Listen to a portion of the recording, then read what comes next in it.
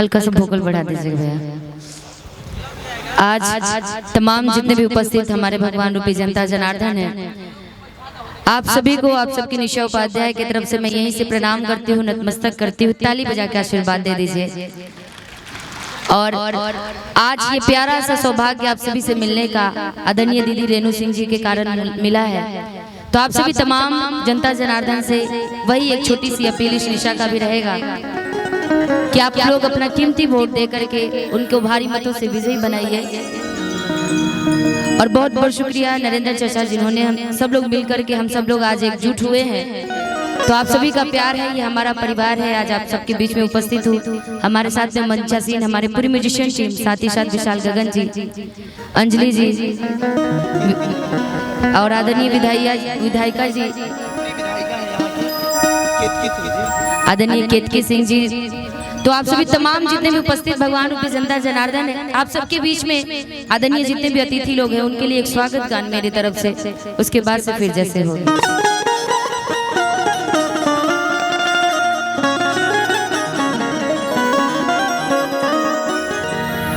कि आगमन से है बाग में सुगंधित पवन, कि आगमन से है बाग में सुगंधित पवन, आगमन से है बाग में सुगंधित पवन। जैसे कि आप सभी लोग देख भी रहे हैं, ये लू कितनी तेज चल रही है, लेकिन आज का ये माहौल कितना प्यारा लग रहा है। जब एक साथ हम सब मिलजुल के बैठते हैं, कितना प्यारा से ये माहौल बनता है। कि आगमन से है बाग में सुगंधित पवन, आगमन से है बाग में सुगंधित पवन, मन चाहे लुटा दूं खुशी का चमन, मन चाहे लुटा दूं खुशी का चमन। आगमन से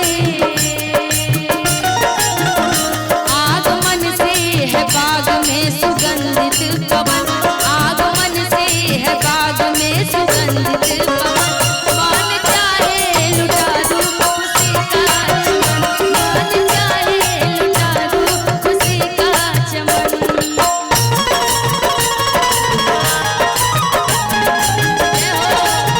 कमर चापने बटन दबाना है। जय जय श्री राम।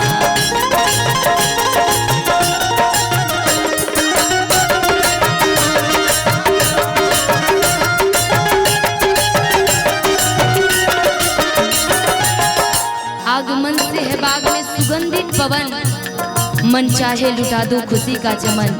हम हो जैसे आप हो, हम सभी बोलेंगे क्या? आप आए हृदय की कली खिल गई, जड़ चेतन को जैसे मुक्ति मिल गई।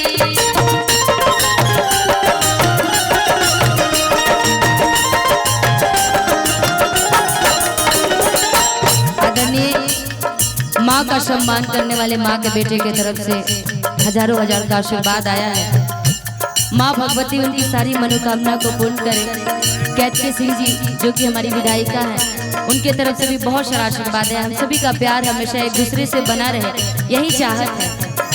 आप आए हृदय की कली खिल गई, जड़ चेतन को जैसे मुक्ति मिल गई।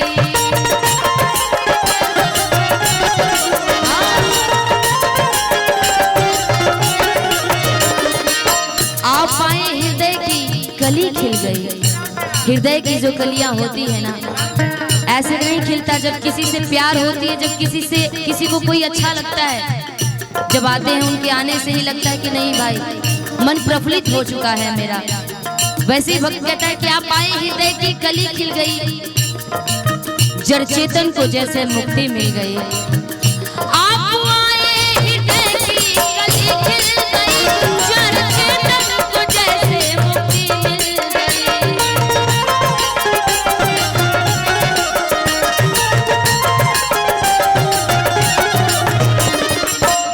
गा रही है धरा,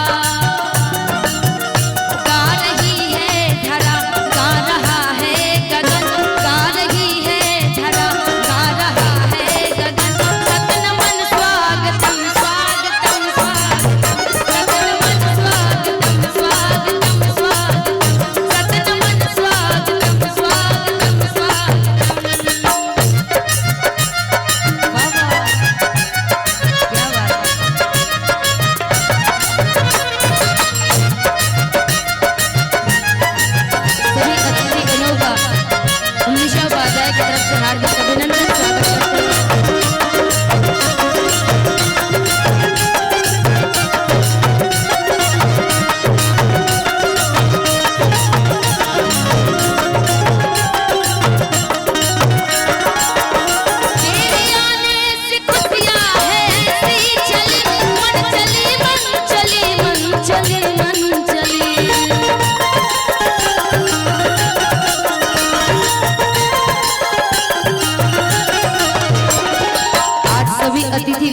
स्वागत सम्मान में निशा उपाध्याय की तरफ से ये स्वागत गान है।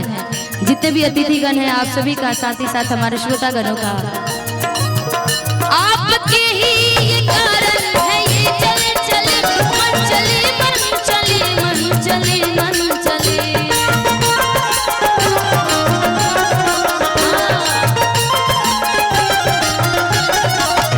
हंस रही है कली, हंस रही है कली, हंस रहा है सुमन, हंस रही है कली, हंस रहा है सुमन। स्वागतम स्वागतम स्वागतम स्वागतम स्वागतम स्वागतम स्वागतम स्वागतम स्वागतम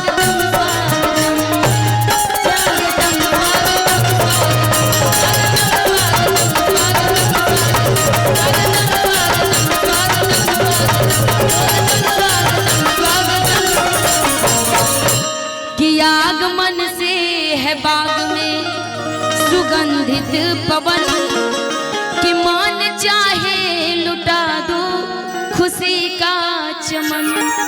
कि हंस रही है कली, हंस रहा है सुमन, असत नमन स्वागतम स्वागतम स्वागतम। बहुत बहुत शुक्रिया।